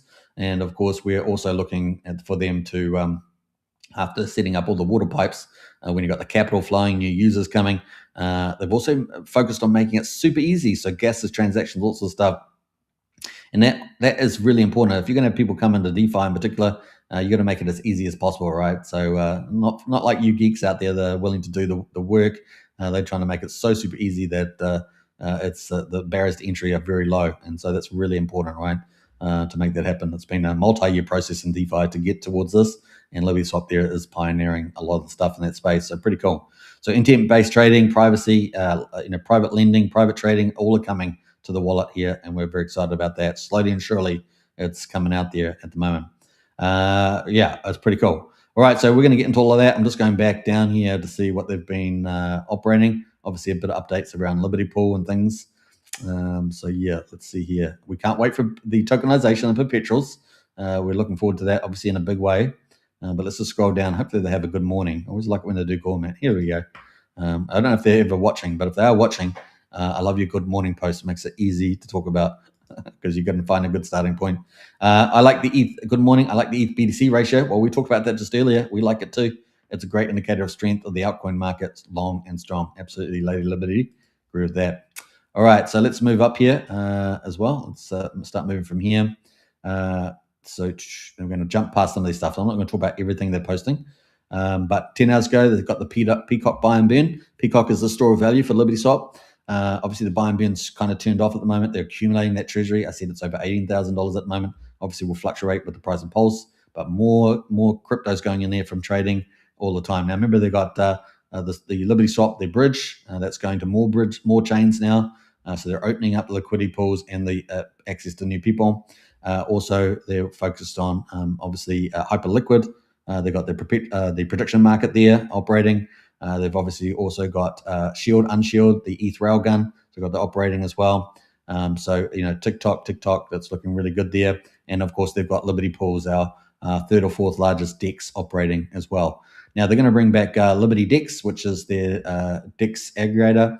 That's coming back. They've been refactoring that to make it faster. So that's coming. And we're expecting many protocols, at least probably up to half a dozen heavyweight DeFi protocols. These are the money makers. These are the frontier stuff of DeFi. Particularly, I'm pretty keen on the perpetual market coming to Pulsechain because it's going to make Pulsechain catch up, be a fast follower, as it were, on the tokenization space We've already seen over the last 3 weeks AI agent setups being put in place by David Feder, by Squirrel, Red Squirrel, and people like that. So we've got the AI agents coming, being put in place with the MCPs. So that is happening as well. But that's a more sophisticated market at the moment. But that hopefully will become easier for people to use as well moving forward. So since we don't have a reliable and safe way to collect fees from all our products through smart contract sets, we handle it manually for now. And this is a snapshot of the wallet that I'm tracking, but obviously estimated balance 14K. It's actually up at 18,000 at the moment. So I'm not sure what this is dated at, but you can see so 1.3 billion. And of course that may have been just when Pulsechain had bottomed out there. All right, so that is Libby Swaps with buying mix coming. Just keep patient with that. We're going to jump up here. Now they keep talking about PDI. I'm not sure where they're heading with PDI because Peacock is their main coin. Now, obviously, PDI community is one of our top volumes on Pulsechain. So obviously, having that as business flow is important, and maybe that's just where they're at the moment. I don't know if they're going to trying to bring any mechanism to PDI. It's sort of all over the place there, but we'll see where that lands because Peacock is kind of their main focus. And PDI there is obviously a good business customer, if you think of it like that way. So we'll see where they go from there. Let's jump forward here. 6 hours ago, if you want to earn yield by providing liquidity, Libby Pool, of course, is a great place there. So obviously attracting TVL there, very important. More TVL, more volume. Of course, the more buy and burn power, right? It took our team weeks to deploy this protocol safely. That's very different than the Vibe code, absolutely. Emmett Farm from Chorus, one of our top farm developer, clean Uniswap V3 style pool that the team is willing to keep their own capital in. Is the right standard for Pulsechain. Yeah, they've got a big amount of the pool there, and of course they looks like they'll be moving quite a bit of that capital as well into the buy and burn. So we'll watch that too. All right, so that's kind of cool. Let's jump up here. We're going to scroll up here as well. Let's keep. Oh, what have we got here? Soon we'll be able to on ramp from Euro C to Pulsechain with minimal fees. So opening up those capital flows, not just from crypto, other chains and other pools, but also from a fiat world, right? To make that easy. Both through CFI, DeFi options here. So we're very excited that, and also including the Cash Apps kind of things, the Resolutes of the world.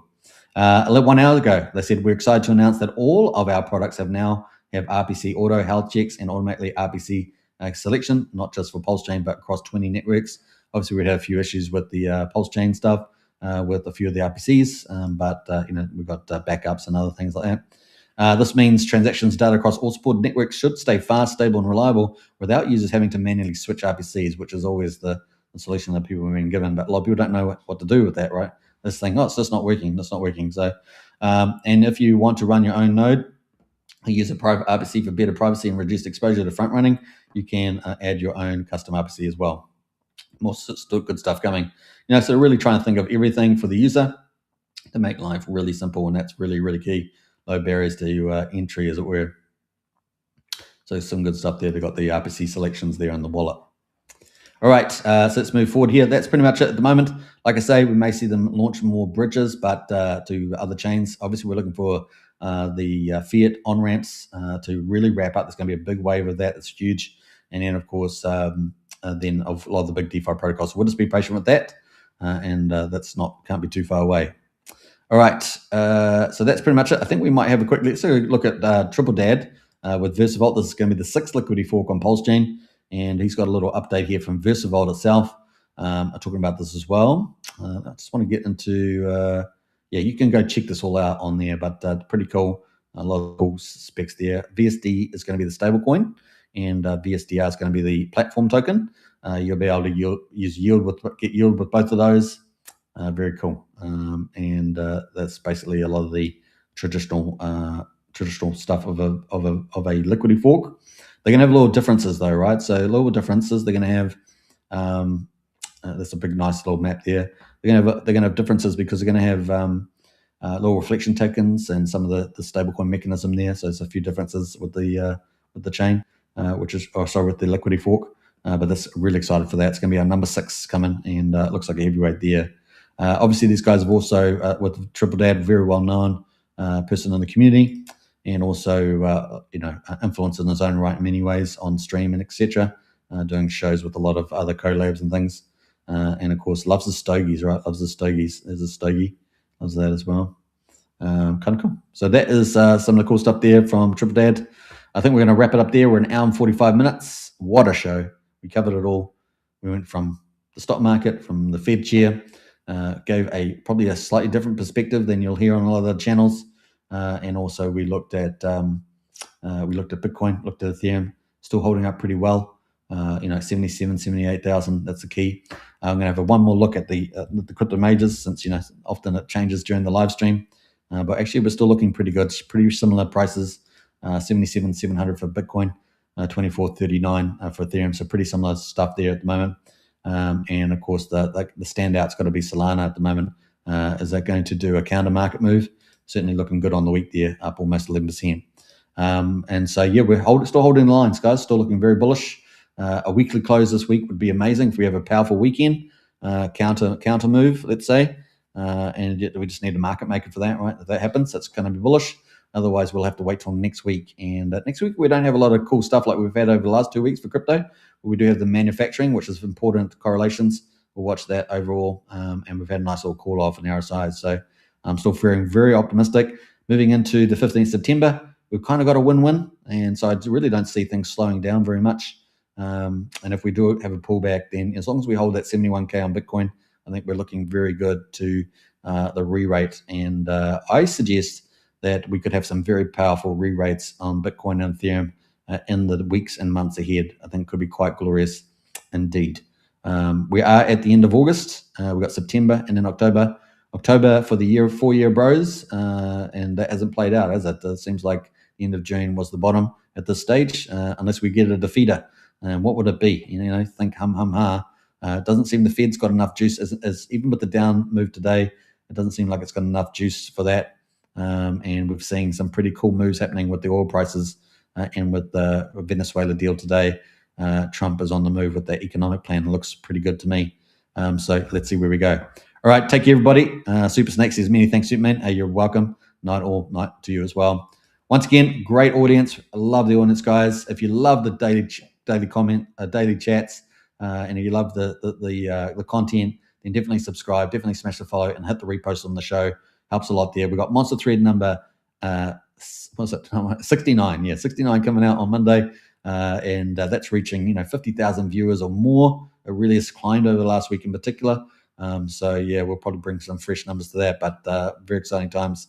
And as the bull market rallies, imagine how many people read that. Could be huge. It's exciting times. So very cool. Now, if you like more, you want specific strategies updates, we do have a strategy club. It's very, very reasonable to join, just over $1 a day. You can find the links on YouTube and also pinned to the X at the top there. You'll end up going through the Whoop store, sign up, you get a link to the Discord, and the strategy club is a hidden club in there. And you get all the updates every day during the day that I think are really critical to understanding the big macro picture, as well as some of the top performing platforms in AI and tokenization. So well worth joining up there, and it's a very well priced as well. It also includes the general Discord membership, which is $12.50 a month. So you get that for free as well. It's kind of a win-win. All right, take care. I'm going to fly away again. As always, catch you again tomorrow. Enjoy your weekend ahead, and let's see where these prices land. Can we get a green week for the close? That's kind of what we're looking there, particularly. We're not far away, really, are we? So let's see if the market makers will get us there. All right, take care. Bye for now.